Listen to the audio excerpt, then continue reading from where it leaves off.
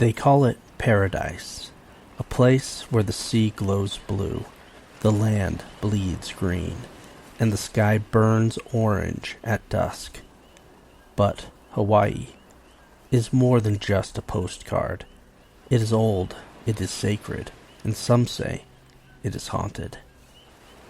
Before it was a state, before the pineapples and the resorts, it was a kingdom, born of fire, ruled by chiefs and warriors, and tradition. And in the island's rich spiritual past, there are stories.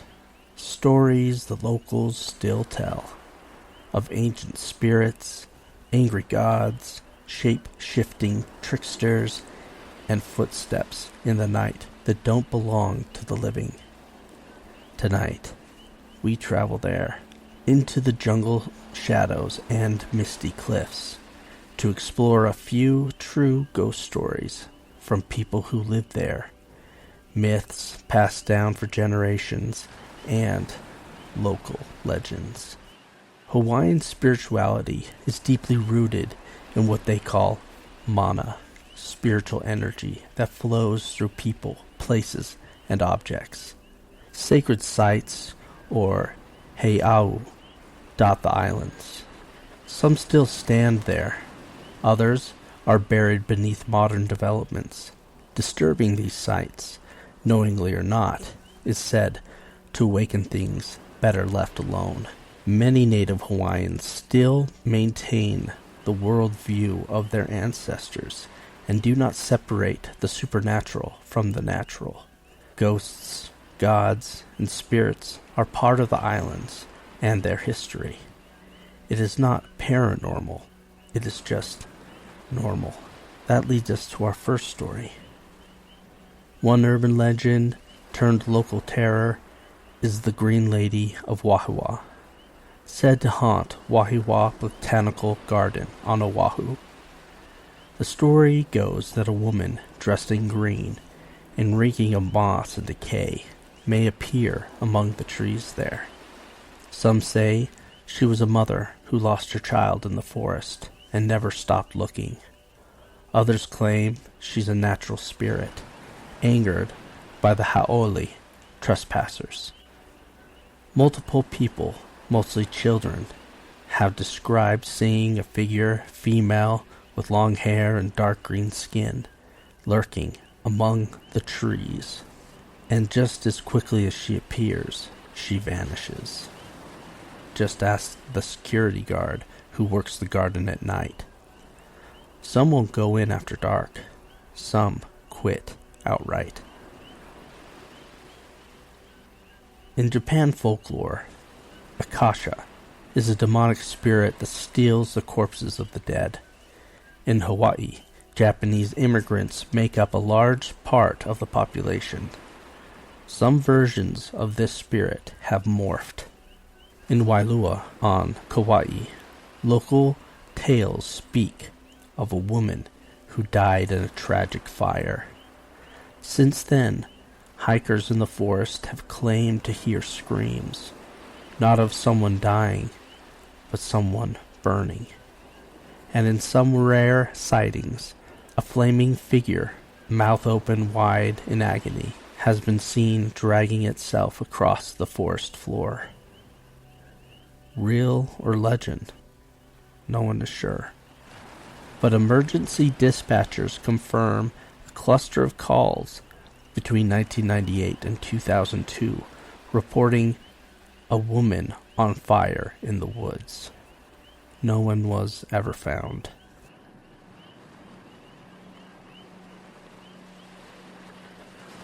Now, we reach what many consider the crown jewel of Hawaiian ghost lore, the Night Marchers, or Haukai Po. These are not mere ghosts. They are warrior spirits, local guards from ancient Hawaii, said to still walk their sacred paths under the cover of darkness. They march often down mountain trails, across valleys, or along old roads that have been paved over in modern times. People have reported hearing drums, chants, conch shells, and they say if you do, that the Hawaiians believe you must get down, face the ground, don't look at them, and don't run. Some believe that to physically look upon the night marchers is to die, unless you share a bloodline with them, or are protected by an ancient ancestor spirit. One witness, a retired park ranger on the Big Island, once described seeing torches moving in the distance. No humans visible, just light and chanting. His dog lay flat, whimpering. The ranger refused to walk that trail ever again. Another man, a construction worker on Oahu, claimed a crew bulldozed a sacred trail unknowingly. That night, half the workers quit after men in feathered cloaks walked silently through their work site. Their torches left burn marks on the machines. These stories, and many others, are often whispered about, but not always recorded or shared with outsiders. So, what you are about to hear is truly special. During my time living on the islands, I spoke with several locals about their experiences. Some were short, some strange, but these are the stories that chilled me and stuck with me for years. The first story comes from a familiar voice of our anonymous caller from Case File 1.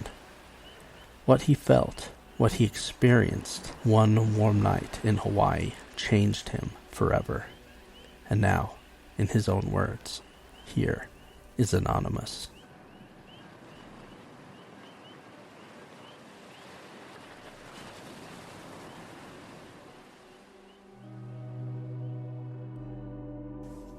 I grew up in Hawaii, and we lived in the foot of the mountains. And my parents are Buddhists, and so they would have shrines. They would have little spirit homes. Because I was like, Dad, why are you making a dollhouse? You know, it looks like a home with rooms. And he tells me, you need to build a spirit home because there's spirits all over the land. And if you don't have a home for them, they will come to live in your home. And so I grew up around this, and I remember just chilling and hanging out with my friends at night around these shrines. And I've never really dealt with any paranormal activity. You would think I would, living in the middle of nowhere, in the dark, but no.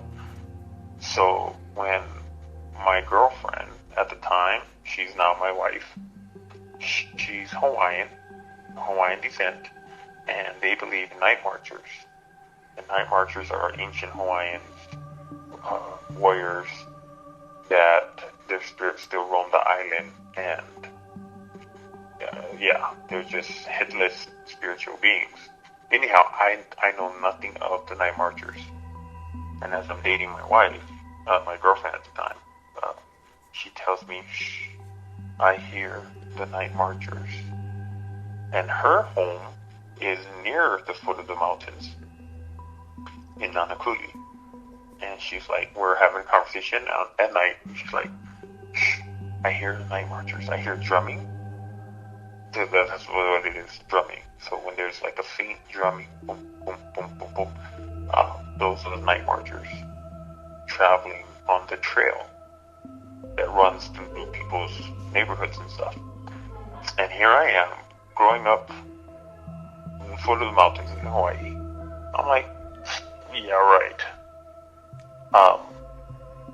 I don't believe in that. That's BS. You know, that's make believe. And she says, please don't play around with that. She's like, take that back. And I'm like, nah. I mean, I grew up in farm, and I've never dealt with anything like that. You would think I would hear drumming. You would think I would see spirits. I've seen none of that. So I decided to go rent a movie, go over to her place to hang out. And She has a long driveway. This is easily 8, 9 o'clock at night. I show up with movies. As I'm walking up her long driveway, it has to be at least 100 feet away. A driveway, 100 feet long driveway. And I remember getting out of the car alone, and there was an eerie feeling, and the wind was just howling and blowing hard. And I was like, yeah, right, if you're real, I dare you to show yourself to me. Talking about the night marchers. Didn't think anything of it. Walked up, my chest out, having a movie night with my girl. We have a movie night in her room. I end up falling asleep. It was a long day. I fell asleep. And in my dreams, it was so vivid and real. All I remember is being surrounded by a silhouette of what looked like humans. They have arms and legs and a body. And I didn't realize they didn't have any, like, their heads. And it had to be at least 12 of them. Just completely surrounded me. And I'm in the middle. And I'm ready to fight. Because, I thought I was going to get mobbed or something. They all approached me. And they started just chanting something. And the volume was loud and then soft. And what I thought was very interesting was, because I'm trying to listen to what they're saying to me, and it was all vowels. I didn't hear any K's, any L's, any M's. It was just vowels. And maybe there were consonants, but with the volume being chaotic, where they would go loud and then soft, and loud and soft, and loud and soft. And the more they were chanting, the more I felt my spirit or my body levitating from the ground. So here I am from a fighting stance to all of a sudden my chest was rising and I was levitating and I was paralyzed at the same time. And then I started to rotate like they were spinning me by their own witchcraft, by their own chanting powers. They didn't touch me. And I remember they would have almost like a tiki torch or just a torch, like next to they're holding it with their right hands, and it's on the side of them.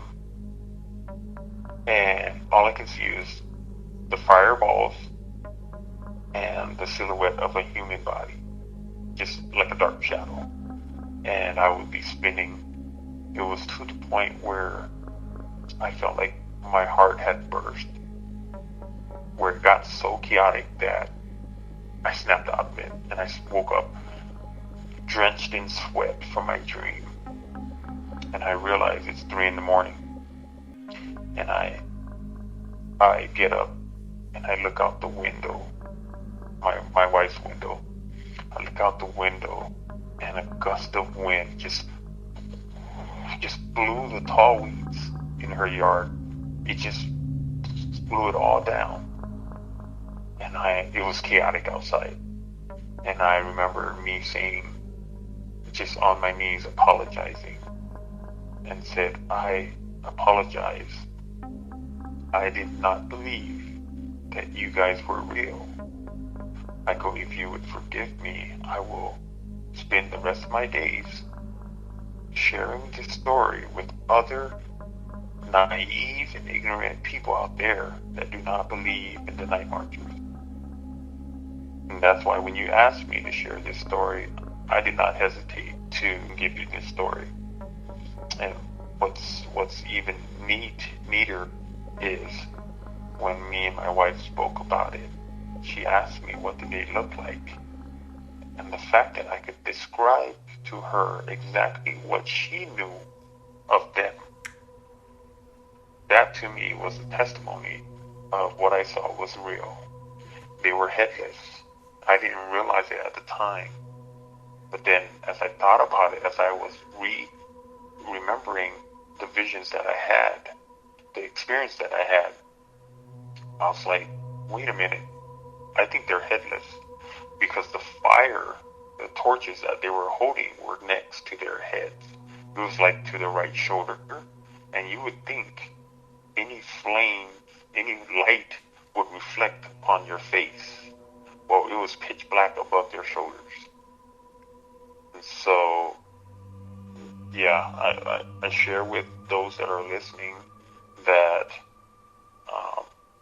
the night marchers, the ancient Hawaiians, those spirits or whatever they are real, and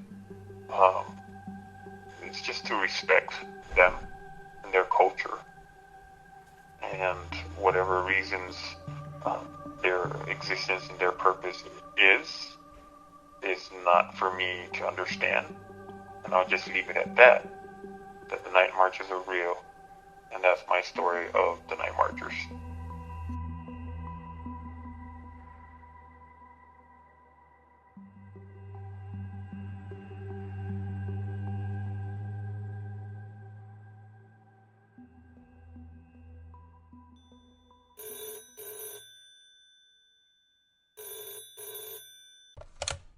Hey, you. Yeah, you. Do you like cracking into curious creatures? Perhaps you ponder the paranormal. Ever entertain the existence of extraterrestrials? Or have you ever just wanted to hear genuine encounters of any kind? If you have answered yes to any of these questions, then Cryptids, Creeps, and Conspiracy Podcast is right up your alley. Open your mind as we take a journey to uncover the mysteries behind kooky critters, spooky specters, enigmatic entities, and the controversial conspiracies that surround them.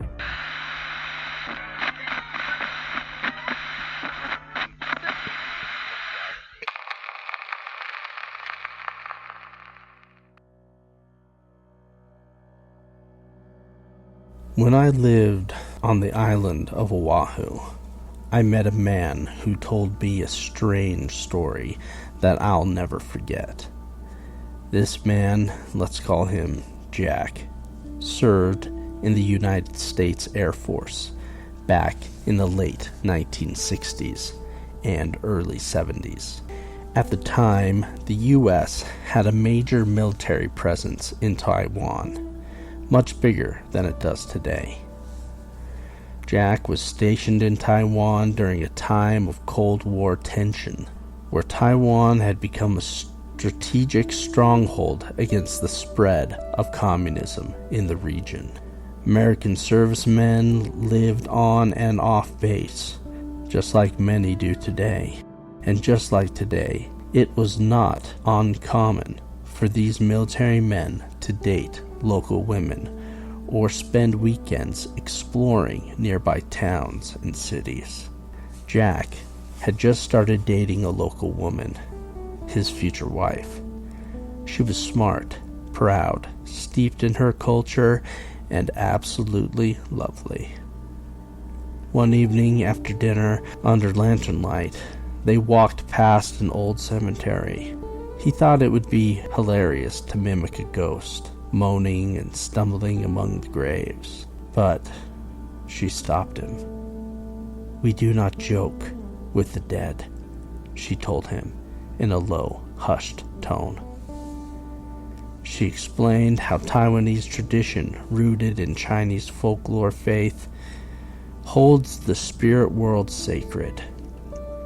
During Ghost Month, the gates between realms open, ancestors return, families light incense, burn ghost money, and offer meals so wandering spirits might dine in peace.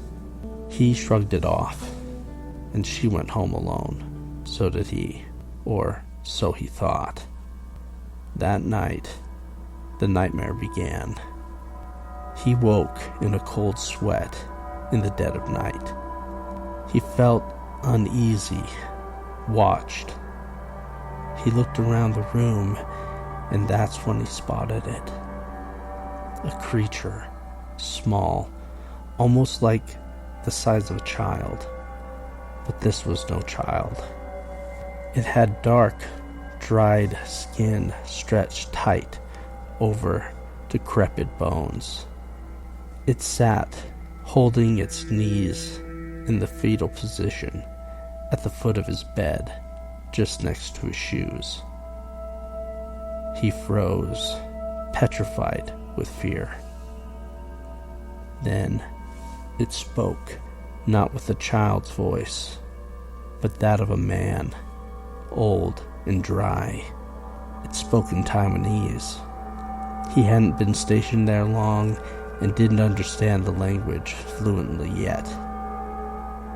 But he felt the weight behind those words. They felt like a reprimand or a curse. Then this thing began to move. It crawled slowly, bones cracking, as it pulled itself with effort up the bed, then up his body, until finally it settled on his chest. It lay on him lengthwise, chest to chest, face to face. The details, he said, were too horrific to share, but what happened next was more terrible than anything he could ever imagine. The thing grasped him on the face, forcing its dead fingers into his mouth. Then it grasped his upper and lower jaw, opening his mouth as wide as it would go, and it pushed its head into his open maw. He said he thought he could feel its leathery tongue brushing his throat on its way down, as if reveling in the experience of entering his body and tasting his fear. He choked and gagged and fought until he lost consciousness. When he woke, the room was still. He hoped it was a bad dream, told himself it was. But he was different. His life seemed to change overnight. Suddenly, he could understand and speak fluent Taiwanese, when before he had struggled with the language. And soon, other oddities emerged. He said he could sense how to fix electronics with a touch, knowing what was wrong and zoning in on the problems like a dog with a scent. He just knew instinctively how to repair them without any prior experience in that field. He felt unstoppable, but not just mentally, but physically too. He spoke of endless energy and insatiable hunger. He would run endlessly for miles and not feel tired, and he could eat. He told me a story about eating at a buffet, plates stacked like pancakes. First 3, then 5, then 10 full heaping plates completely consumed. And yet his hunger was not satisfied. He wanted more, but knew somehow that if he continued to eat, he would die. He felt superhuman, but that power came with a price. A voice began to whisper in his head. This entity inside him, for that is what he discovered it to be, began to speak to him. It began to tell him to hurt himself. One day, while driving, it told him to drive into a tree at high speeds. It spoke of how wonderful it was on the other side, and that he should join them, but he resisted. Despite not being religious, desperation brought him to a local Catholic church, where he sought help from the clergy there. As he told them of his condition and what he was experiencing, they decided to do an exorcism. This is a rare and serious spiritual practice, and one that the priests and bishops of the church take very seriously. It wasn't over in a day. They met for weeks before it was finally done. He said when it was done, he was in control again. He was himself. Readjusting to life was difficult, especially relearning the language, but it was worth it. He didn't have his newfound abilities anymore, but he had something worth so much more.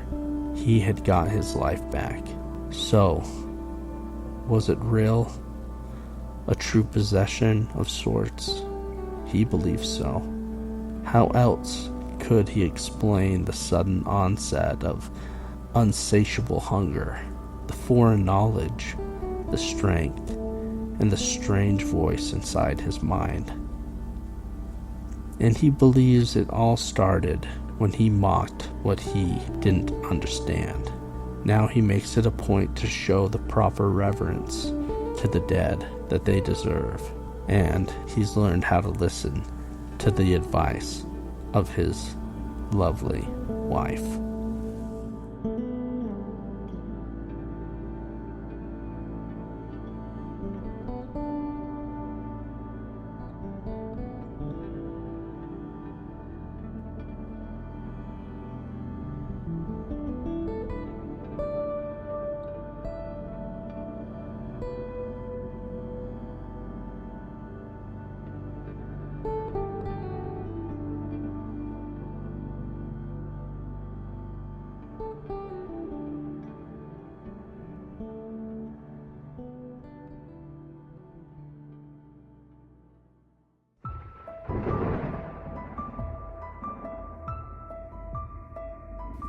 Have you experienced something strange?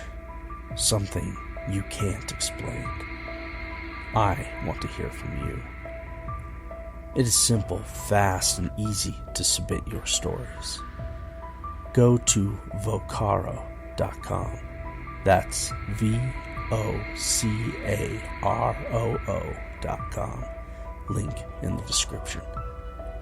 Then just click record, save, and share to Mysteria Arcana podcast at gmail.com.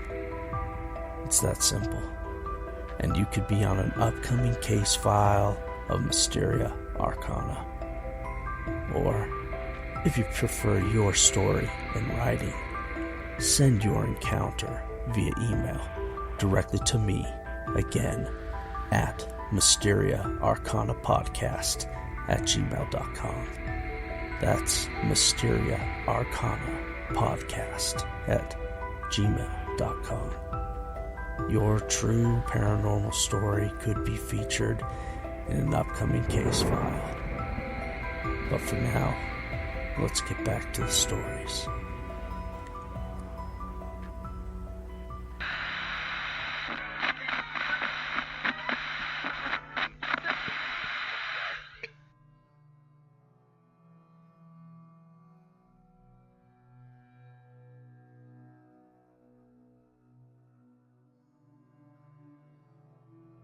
You meet a lot of strange folks in my line of work. Storytellers, truth seekers, and the occasional charlatan trying to sell their fake story for 5 minutes of fame. But every once in a while, someone comes along who doesn't want attention.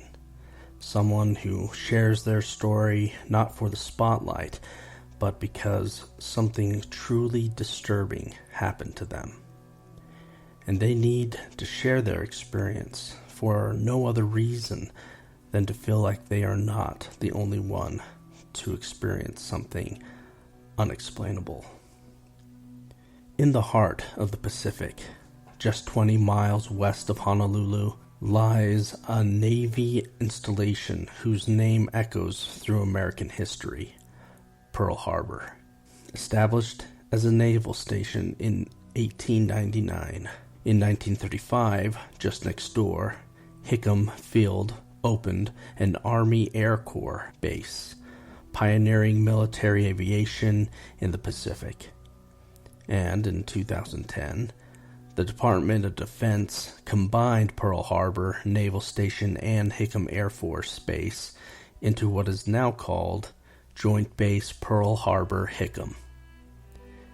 In addition to the battleships and the aircraft that this base is home to, there is the Pacific Submarine Force Headquarters. These undersea warriors conduct intelligence gathering, special operations support, and, if called upon, tactical strikes, ensuring freedom of navigation throughout the Indo-Pacific. That brings me to Ben. Ben is a big guy, a big Texan guy. The kind of man who looked like he'd be more at home breaking Broncos than believing in boogeymen. We met in Hawaii on Honolulu while he was stationed on a submarine. I lived in Mililani, and Ben was my neighbor. We became fast friends. One evening, after our bi-weekly poker night, we struck up a conversation. He knew from previous conversations that I was into the paranormal, and so he decided to tell me his story.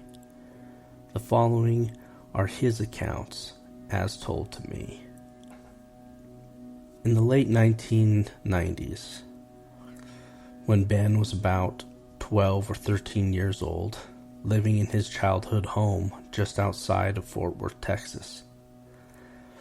It was a summer night, a little after midnight, when he woke up, parched. He slipped out of his bed and padded softly down the hallway toward the kitchen, the carpet soft and warm under his bare feet. The house was still. Shadows stretched long under the dim glow of streetlights that filtered through the window. Just as Ben was about to make the turn to the kitchen on his right, "Get back in your bed," a disturbing voice shouted at him from the blackness of the living room just behind him. It wasn't a voice he recognized. It wasn't even human. Deep, crackling, like something trying to imitate speech but getting it wrong, like a snarl forced through a broken speaker. Ben's whole body locked up, his bladder released without warning. He stood frozen in shock for just a heartbeat, and then bolted, sobbing, down the hallway. His feet barely touched the ground as he crashed into his parents' room. They found their son, built like a linebacker, even then, trembling and weeping. He wasn't prone to fits of fear, and though he and his family thought of him as a strong and capable young man, something in that voice tore the courage right out of his chest. As anyone who has had a terrifying experience with the supernatural can attest, no one is immune to soul-deep terror. After that night, Ben, a towering man, still brings a glass of water to his bedside at night rather than venture into the kitchen for a drink. About 10 years later, Ben had grown into an even larger, strapping young man, probably 22 or 23 at this time. After saving up for a while, he finally bought a dream car, a sleek black Mustang. It wasn't flashy or overdone, just clean, fast, and powerful. The kind of car that turned heads without begging for attention. One Halloween night, Ben and his buddy were out cruising in the Mustang, looking for something creepy and fun to get into on All Hallows Eve. That's when Ben remembered an old abandoned mansion not far from where they were. The place had a dark reputation. According to local legend, it was once the home of a politician who had lost everything and taken his own life inside the mansion. Over the years, it had become a hangout for street punks, wannabe witches, and supposedly even Satan-worshipping occultists said to perform human sacrifices there. Sounded perfect for a couple of young 20-somethings out for a scare. So they went. The gravel driveway was long and winding, cutting through thick trees like a tunnel into darkness. When they pulled up, they were surprised to see other cars already there. Seemed like someone else had the same idea. Ben rolled down his window as he pulled up the driveway and spoke to one of the people standing nearby. The guy said, "Oh man, I thought you were the cops." Ben chuckled to reply, "Huh, us too." As they chatted, Ben's friend got out and started slowly walking towards the mansion. Ben began to pull the car around to park, but then a dark thought crept into his mind. What if these aren't just other people looking for a thrill? What if these are the cultists the stories warned about? An uneasy feeling twisted his gut. Instead of parking, he swung the car back around to where his friend was making his way toward the front steps of the mansion. That's when the headlights hit them. Two of the men were creeping up behind his friend, but not in a casual or even stealthy way. They were swaying and bobbing in an eerie unison from side to side, like they were in some sort of trance or performing a ritualistic dance. The movement was unnatural, almost inhuman, and in the Mustang's headlights, Ben saw the gleam of knives in their hands. Without thinking, Ben slammed his hand on the horn and started yelling frantically, screaming at his friend to get back in the car. His friend must have sensed the danger too. Between the blaring horn and Ben's panicked shouts, he turned just in time to dodge the men and sprinted back to the car, diving into the passenger seat. Ben floored it, gravel kicking up behind them as he tore down the dirt road with reckless abandon. "Damn," he started to say. "Those must have been the Satan worshippers everyone was talking about." But the words died in his mouth. Something was running alongside the car. One of the hooded cultists was sprinting just outside the passenger window, keeping pace with the speeding Mustang. Ben was already going 35 on that dirt road, but the figure wasn't struggling to keep up. If anything, it seemed to glide effortlessly, matching their speed. Then Ben saw its face. He described it with a haunted look on his face.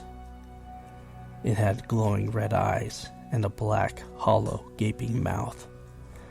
"I know it sounds cliché," he said, "glowing red eyes, but I swear to God, that's what I saw." Terrified, he slammed the gas pedal to the floor. The Mustang roared, kicking up dust and dirt as it tore down the road, going more than 45 miles per hour.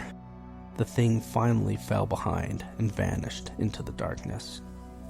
Even for me, this story sounded far-fetched. But the sincerity, the sheer ferocity with which Ben told it convinced me.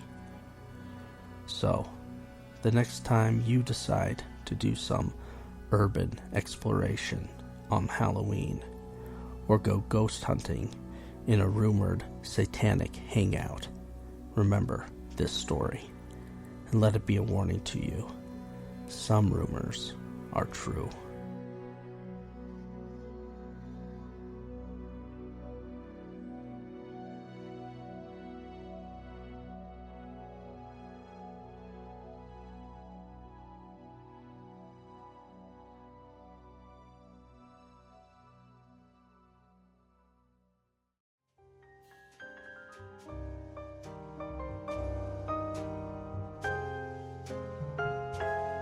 I hope you enjoyed tonight's case files as we looked into the unknown. Please follow, like, and subscribe. If you could, share the show and leave us a review. It helps more than you know. And don't forget to send your true paranormal story to Mysteria Arcana Podcast at gmail.com and help the community and the case files to grow.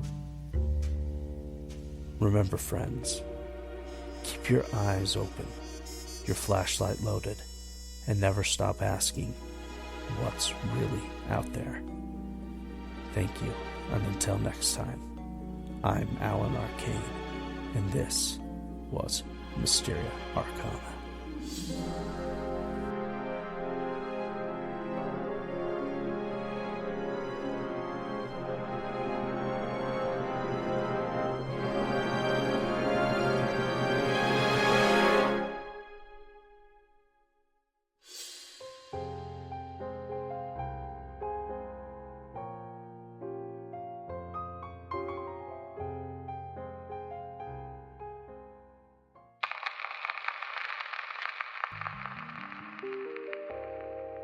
This podcast contains discussions of the paranormal, folklore, and allegedly true accounts of strange phenomena.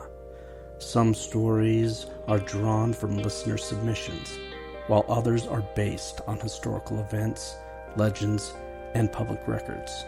While every effort is made to present facts accurately, some details may be subject to speculation or interpretation. This program may include content created or enhanced with the assistance of artificial intelligence tools. All music and sound effects featured in this episode are courtesy of the YouTube audio library and Pixabay, and are free to use under their terms and conditions. Any similarities to real persons living or dead are purely coincidental. Mysteria Arcana is an independent production. For questions, submissions, or business inquiries, contact me at mysteriaarcanapodcast@gmail.com. Please remember to submit your stories to vocaro.com. That's VOCAROO.com. Just to click, record, save, and share. Thanks a lot for listening, and good night.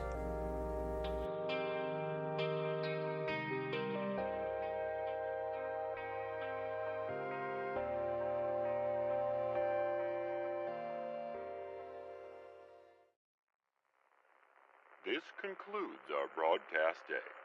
Good night, and God bless America.